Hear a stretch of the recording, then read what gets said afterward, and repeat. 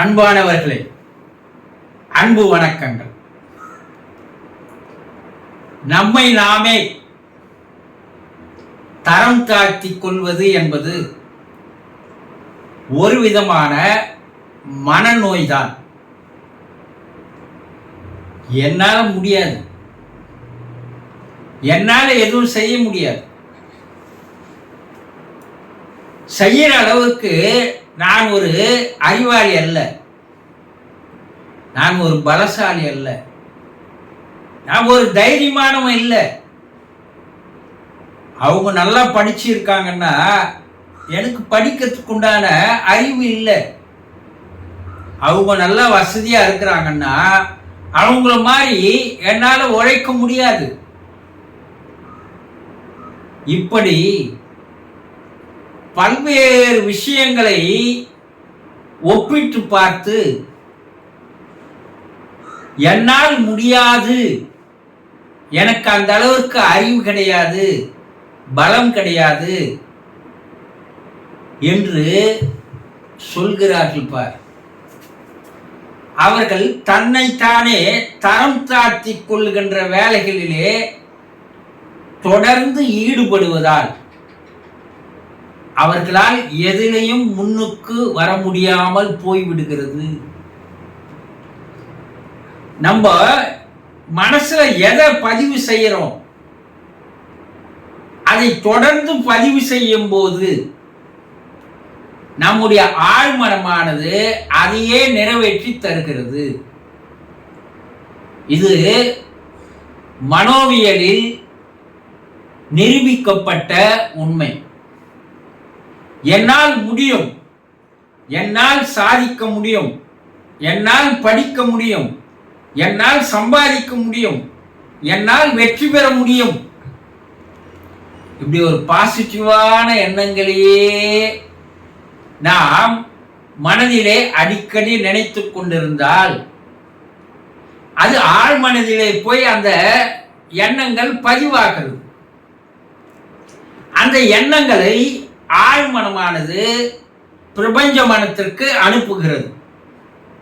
பிரபஞ்ச மனமானது அதை தனக்குள் வாங்கி கொண்டு அதை நிறைவேற்றி தருகிறது. நீங்க எதை நினைக்கிறீங்க அதுதான் உங்க வாழ்க்கை. எண்ணம் போல் வாழ்க்கை சொன்னாங்கல்ல. அப்ப அதன் மூலமாக பாசிட்டிவ் தாட்ஸே நீங்க நினைத்து கொண்டிருந்தால் அதுல என்னன்னா மனம் வலிமை அடைகிறது, மனம் உறுதி பெறுகிறது, மனம் எதற்கையும் எதிர்த்து போராடுகின்ற குணம் கிடைக்கிறது.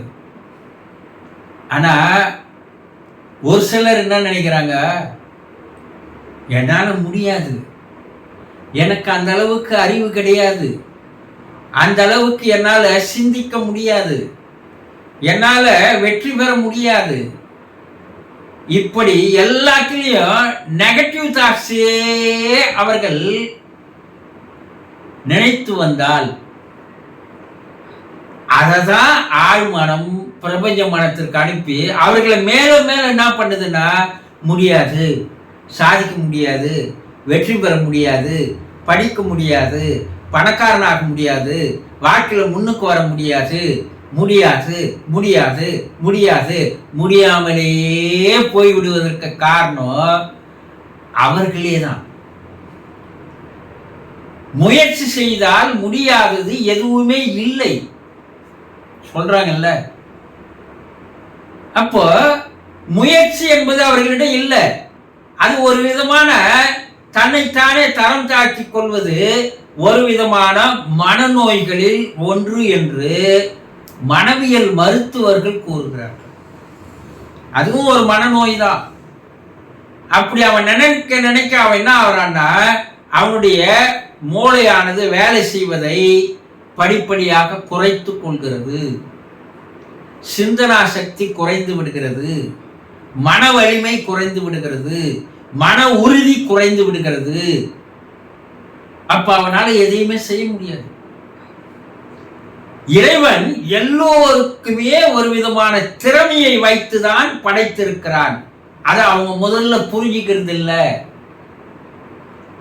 எறும்பு எப்போது என்னால் முடியாது என்று ஓய்ந்து சோம்பலாக அமர்ந்திருக்கின்ற ஒரு எறும்பை எங்கன்னா நம்ம பார்த்திருக்கிறோமா?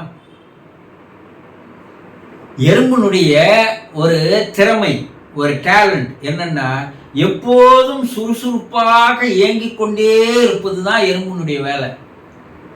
அந்த எறும்பு அதனுடைய உடல் வெயிட்டை கூட 10 மடங்கு வெயிட்டாக இருக்கக்கூடிய ஒரு உணவுப் பொருளை அது ஒன்று தூக்கி செல்லும் அல்லது இழுத்து செல்லும். அது முடியாதுன்னு விட்டு இல்லையே, இது வெயிட்டான பொருள் விட்டு இல்லை, அது இழுத்துக்கணும் போயாவது தன்னுடைய வலைக்குள் சேர்க்கிறது, எவ்வளவு தொலைவா இருந்தாலும். அப்ப அது எறும்பாலேயே முயற்சி செய்ய முடியும், என்னால் முடியும் என்ற எண்ணம் இருக்கும்போது மனிதர்களாகிய இவர்களிடம் ஏன் அந்த எண்ணம் இருப்பதில்லை? அப்போ முடியாதது என்பது இல்லை, முயற்சி செய்தா முடியும். ஆனா இவங்க என்ன நினைக்கிறாங்க, இல்ல இல்ல என்னால முடியாது, எனக்கு உடம்பு அந்த அளவுக்கு வலு கிடையாது, நான் பலவீனமானவன், உடல் அளவில் இல்ல மன அளவிலே நான் பலவீனமானவன் என்று அவர்கள் தரம் தாழ்த்தி கொள்ளுதால் அவர்கள் உள்ளே இருக்கின்ற திறமை வெளிவராமலேயே ஆழ புதைந்து போய் விடுகிறது. இவர்கள் வாழ்க்கையில் தோல்விகளை தவிர வேற எதையுமே அவர்கள் காண மாட்டார்கள். அப்போ மனிதர்களே தன்னை தரம் தாழ்த்தி கொள்வதை நிறுத்தி கொள்ள வேண்டும். அவர்களாலேயும் முடியும், சாதிக்க முடியும், வெற்றி பெற முடியும். அப்ப அந்த மனநோயிலிருந்து யார் ஒருவன் விடுபடுகிறானோ அவன் சாதிப்பவனாக மாறுகிறான். அப்ப தன்னைத்தானே தரம் தாழ்த்தி கொள்வது என்பது அறியாமை, மடமை. அப்ப அதிலிருந்து வெளிவந்தால் எதையும் சாதிக்கலாம். அது ஒரு மனநோய் என்று சொல்கிறார்கள். அந்த மனநோயிலிருந்து வெளிவருவதற்கு மருந்து அவர்களே தானே தவிர வெளியில் கிடையாது.